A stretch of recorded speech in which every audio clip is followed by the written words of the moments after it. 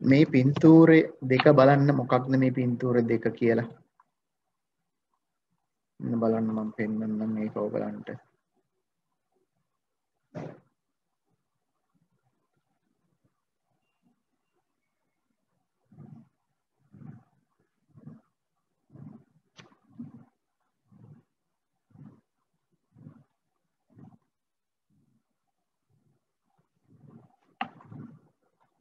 හරි. දැන් බලන්න දුවේ පුතේ මේ පින්තූරේ මොකක්ද මේ පින්තූරේ කියලා බලන්නකෝ. හරි. පුතාලට පේනව නේද පින්තූරයක්?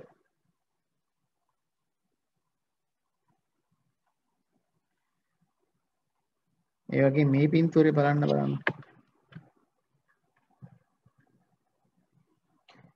මේ පින්තූර. හරි. මේ පින්තූර දෙකේ පුතාලා දැක්කේ මොනවද? මොකක පින්තූරයක්ද දැක්කේ? කියන්න බලන්න දන්න කෙනෙක්. මොකක පින්තූරයක්ද දැක්කේ? දේවස්ථානයක. බොහොම හොඳයි. දේවස්ථානයක තමයි දැක්කේ. පල්ලියක පින්තූරයක් ඔයාලා පුතාලා දැක්කේ. හරි. අපි දැන් අද දවසේදී ඉගෙන ගන්න යන්නේ ද්වේ පුතේ කොහොමද අපි පල්ලියට ගිහිල්ලා ජේසුට දෙවියන් වහන්සේට ස්ප්‍රින්තු සාන්තු වහන්සේට යාඥා කරන්න කියලා. අපි දැන් පිතාගෙත් පුත්‍රයාගෙත් ස්ප්‍රින්තු සාන්තුගෙත් නාමයෙන් කියලා යාඥා කරන්නේ මේ ශුද්ධෝ ත්‍රිත්වයට. ශුද්ධෝ ත්‍රිත්වයේ ඉන්න දෙවියන් වහන්සේට තමයි අපි යාඥා කරන්නේ. ඉතින් ඒ නිසා දුවල පුතාලට අම්මලා තාත්තලා කියලා දීලා තියෙනවා සාන්ත කුරුසේ අඳින විදිහ.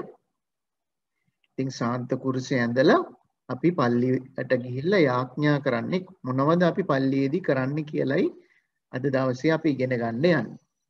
හරි. අපි දැන් බලමු මෙන්න මේ පුතාලගේ අච්චු පොතේ තියෙන එක. හරි.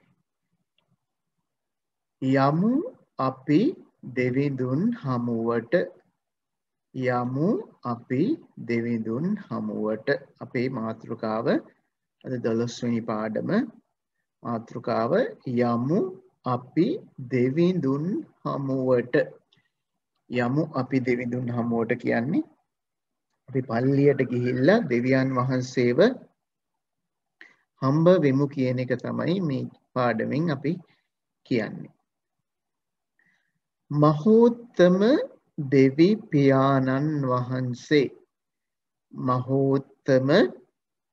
දෙවි පියාණන් වහන්සේ වැඩ වසන නිවස තමයි දෙව් මැදුර. අයමත් ඒක කියවමු.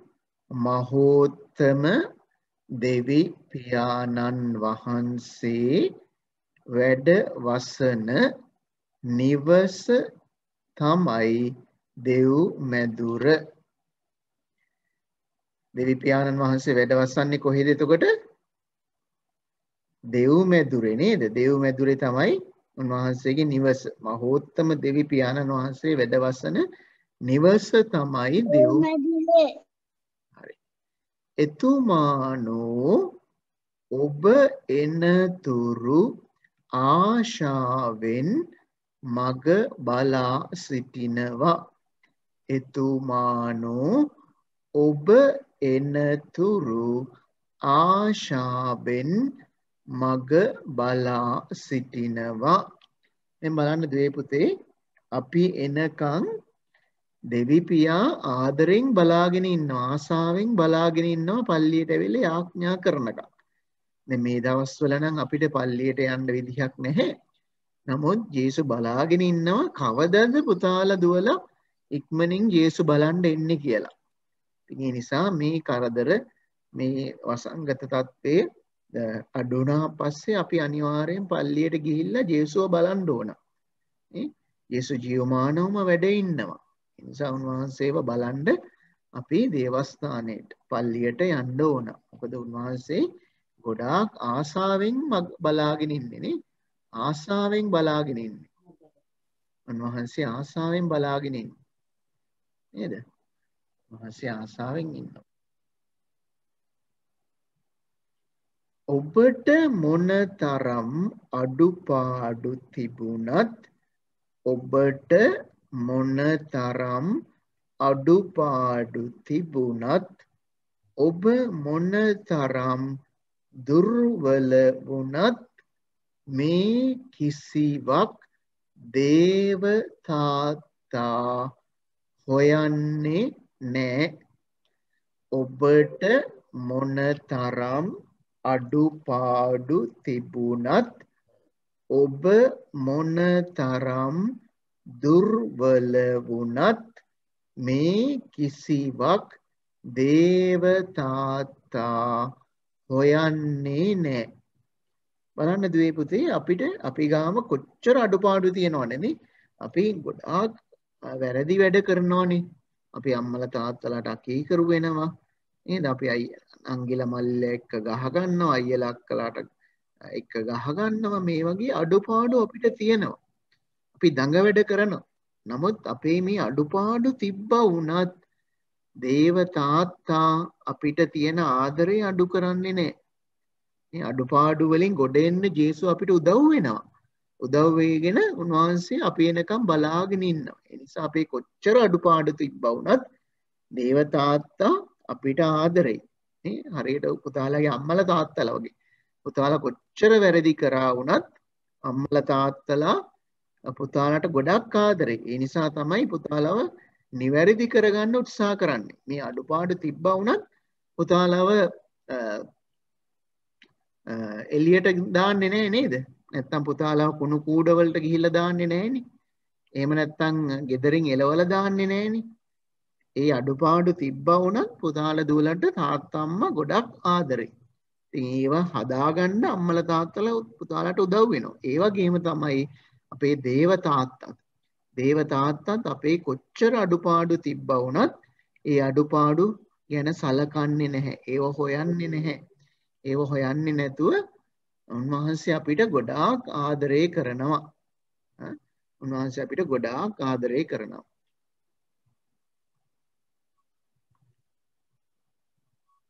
අපි හැමෝම වාඩි වෙන්නේ එකම බංකුවේ. දැන් බලන්න දුවේ පුතේ අපි අර ඉස්සෙල්ලා පින්තූරේ දැක්කා වගේ සමේ ඔයගලන්ගේ අච්චුපතේ තියෙන විදිහට මේ එකම බංකුවේ තමයි හැමෝම වාඩි වෙන්නේ. එකම බංකුවේ. මේකට කිසිම ભેදයක් නැහැ. වැඩිහිටි අයට, මහල් මේ පුංචි අයට, අතරමැදි වයසේ අය, තරුණ අයියලා අක්කලාට මේ හැමෝම එකම බංකුවේ තමයි වාඩි වෙන්නේ. එකම බංකුවේ වාඩි වෙන්නේ. ඒගොල්ලන්ට එහෙම ભેදයක් නැහැ. එතකොට අපි හැමෝම එකම බංකුවේ වාඩි වෙනවා. එතකොට අපි වැඩිහිටි කෙනෙක් වුණත්, අපි පුංචි කෙනෙක් වුණත්, තරුණ කෙනෙක් වුණත් හැමෝම එකම බංකුවේ වාඩි වෙනවා. ඒ වගේම දුප්පත් කෙනෙක් වුණත්, පොහොසත් කෙනෙක් වුණත් හැමෝම එකම තැන වාඩි වෙන්නේ. ඒ බලන්න කිසිම ભેදයක් නැතුව එකම බංකුවේ මේ පල්ලියේ අපි වාඩි වෙන්නේ. යාඥා කරන්නේ එකම හඬින්. එතකොට අපි ඔර්සන් කියන්නේ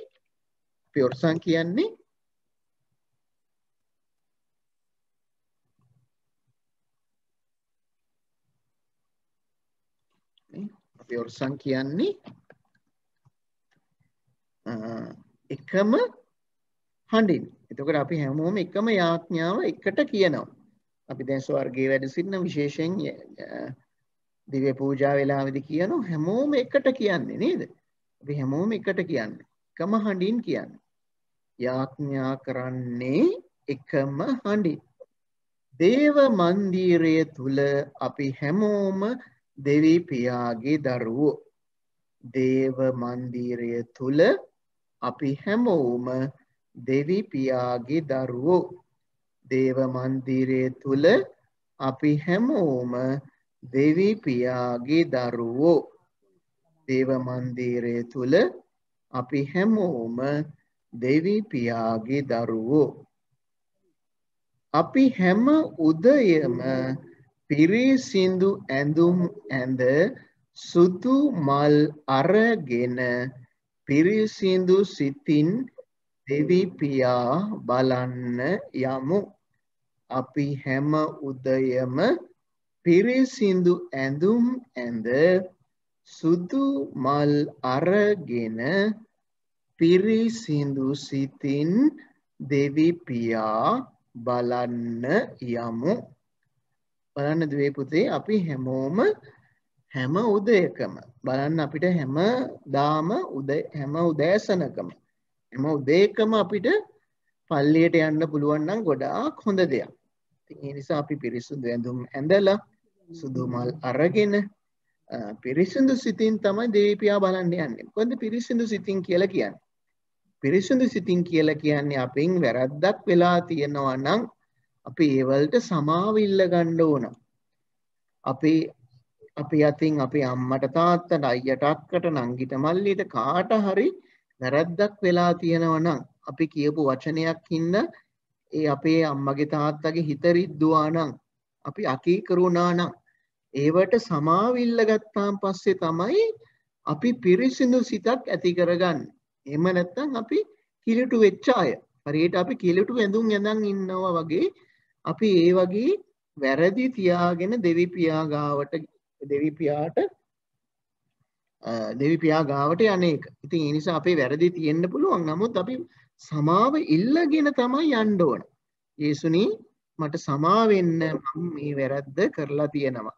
ඒක තමයි පිරිසිදු සිත ඇති කරගන්නවා කියලා කියන්නේ.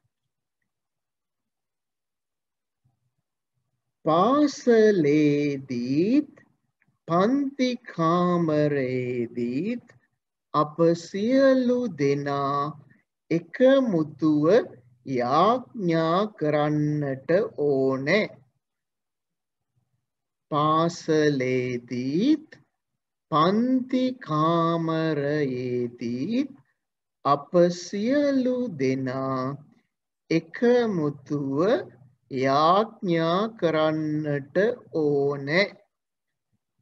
බලන්න දුවේ පුතේ අපි පල්ලියේ විතරක් නෙමෙයි පාසලේදීත් පන්ති කාමරේදීත් හැමෝම එකට එකතු වෙලා යාඥා කරන්න ඕන. නේ? හැමෝම එකට එකතු වෙලා සියලු දෙනාම එකට එකතු වෙලා යාඥා කරන්න ඕන. ඔරසන් කියන්න ඕන. ඒ නිසා තමයි අපි ඉස්කෝලේදීත් ඔරසන් කියන්නේ නේද? ඉස්කෝලේදීත් අපි ඔරසන් කියනවා. සාන්ත කුරුසි අඳින්න පුරුදු වෙනවා. එතකොට මේක පාසලේදී ඒ වගේම පන්ති කාමරේදී අපි හැමෝම එකට එකතු වෙලා යාඥා කරන්න ඕන. මිතුරු මිතුරියන් සමග ආදරයෙන් වැඩවල යෙදෙන්න ඕනේ. මිතුරු මිතුරියන් සමග ආදරයෙන් වැඩවල යෙදෙන්න ඕනේ. එතකොට අපේ යහළු එහෙලියන් එක්ක නේ අපේ මිතුරු මිතුරියන් කියන්නේ අපේ යාළුවෝ එක්ක ආදරයෙන් වැඩවල යෙදෙන්න ඕන. අපි ඒ අයට වෛර කරන්න හොඳ නැහැ. එයා එක්ක තරහ වෙලා ඉන්න හොඳ නැහැ. අපි වැරද්දක් වුණා නම් ඒ අයගේ සමාව ඉල්ල ගන්න ඕන. ඒ වගේම අපිට ඒගොල්ලන්ගෙන් වැරද්දක් වුණා නම් අපි ඒගොල්ලන්ට සමාව දෙන්න ඕන. ඒ විදිහට අපි ආදරයෙන් වැඩ කරන්න ඕන. අපි තරහින් ඔරෝගෙන තරහ උස්සගෙන නෙමෙයි හැමෝ එක්කම ආදරයෙන් වැඩවල යෙදෙන්න ඕන. මෙලෙස නිතරම දෙවි පියා සතුටු කළ හැකි දේවල් කිරීමට උත්සාහ කරමු. මෙලෙස නිතරම දෙවි පියා සතුටු කළ හැකි දේවල් කිරීමට උත්සාහ කරමු. බලන්න දුවේ පුතේ අපි හැම වෙලාවෙදීම උත්සාහ කරන්න ඕනේ දෙවි පියා සතුටු වෙන හිතෙන දේවල්. මේ සතුටු වෙන්න දෙවි පියාව සතුටු කරන්න පුළුවන් දේවල් තමයි අපි කරන්න ඕන. අපිට මොනවාද දෙවි පියාව සතුටු කරන්න පුළුවන් දේවල්? අපිට පුළුවන් අපේ අම්මට තාත්තට උදව් වෙන්න, ඒ වගේම අයියට අක්කට ආදරෙන් කතා කරන්න, ඒගොල්ලන් එක්ක තරහව ගන්නෙ නැතුව ඉන්න නේ. එතකොට අපිට කවුරු හරි වැරද්දක් කරොත් ඒ කෙනාට සමාව දෙන එක මේව තමයි දෙවිපියාව සතුටු කරන්න පුළුවන් දේවල්. දෙවිපියාට සතුටු හිතෙනවා ගොඩාරියක්.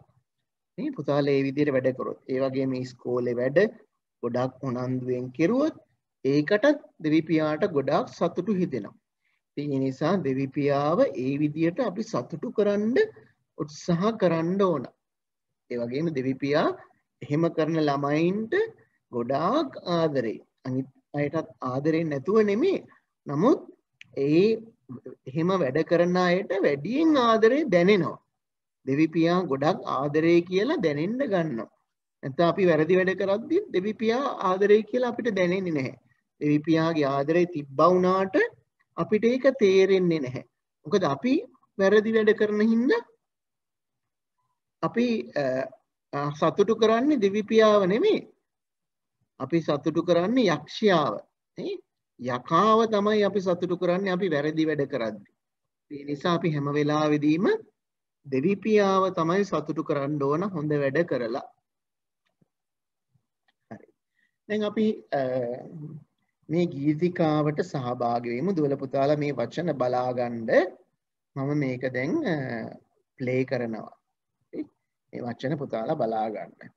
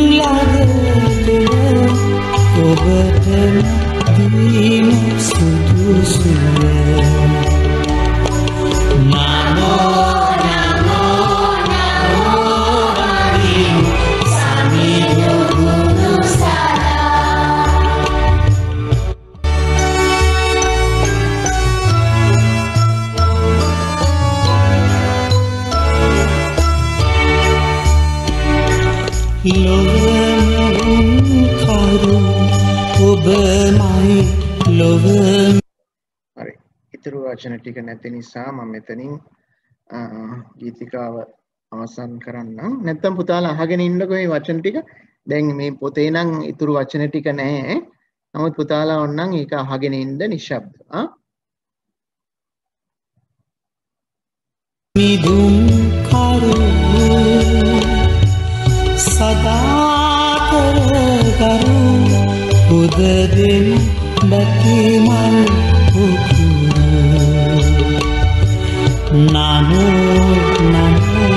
නමෝ වංගින් සම්දු ගුරු සදා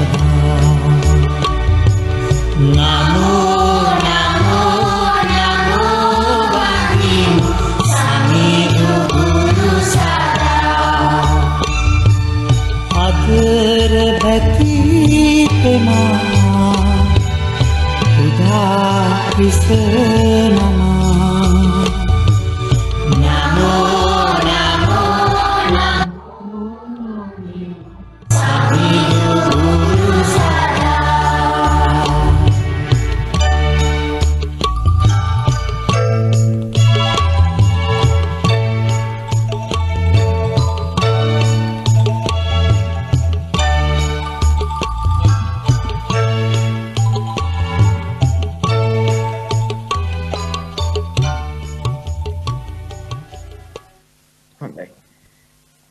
එහෙනම් දුවේ පුතේ අපි මේ පැවරුම දැන් කරන්න යන්නේ.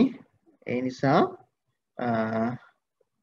දොළ පුතාලා ගන්න බලන්න ලියන පොත අරගෙන ලියන්න බලන්න 12 වෙනි දිනේ දාලා 12 වෙනි පාඩම කියලා ලියලා ලියන්න යමු අපි දෙවිඳුන් හමුවට කියලා. ලියන්න බලන්න ලියන පොත අරගෙන.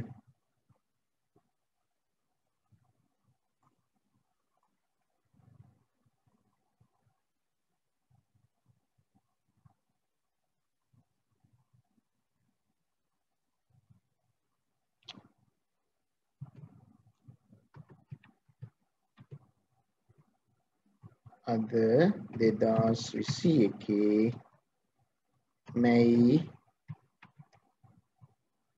14 වෙනි සිකුරාදා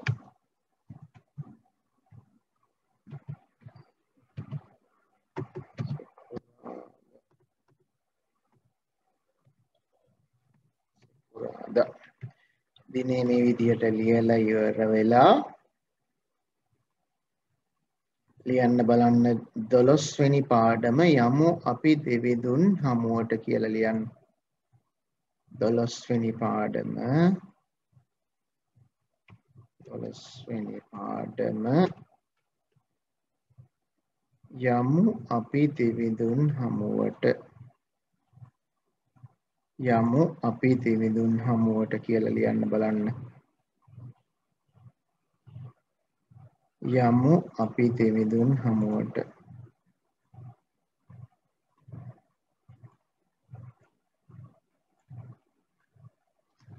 යමු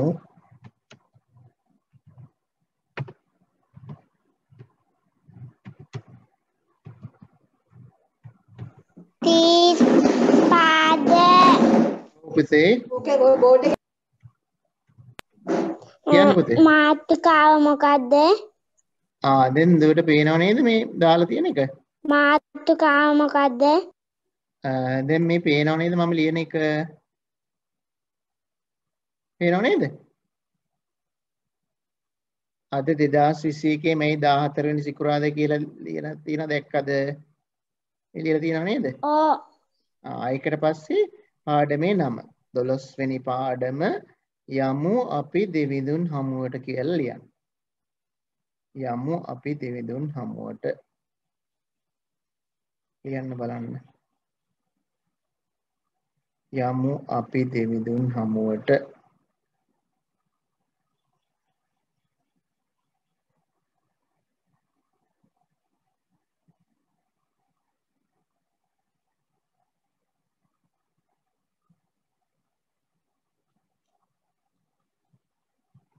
යමු අපි දෙවිඳුන් හමුවට කියලා ලියන්න.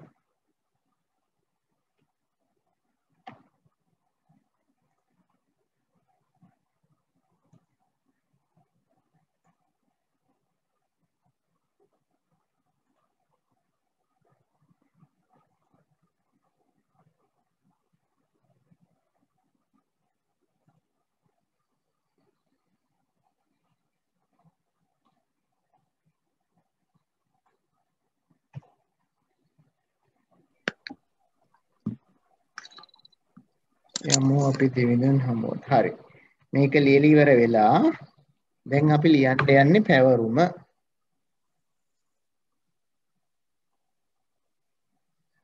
හරි. මේකේ පැවරුම අපි ලියන්න යන්නේ ඔබ අයිති දේවස්ථානයේ නම ලියන්න. ඒකට පුතාලා ලියන්න ඕන පුතාලා අයිති දේවස්ථානයේ නම. හරි. ඒ පළවෙනි ප්‍රශ්නෙට උත්තරේ ලියලා එවන්න බලන්න ෆොටෝ එකක් ගහලා. ඔබ අයිති දේවස්ථානයේ නම ලියන්න කියන එකට උත්තරේ ලියලා අපේ ගෲප් එකට එවන්න බලන්න. බලමු කවුද ඉක්මනින් එවන්නේ කියලා.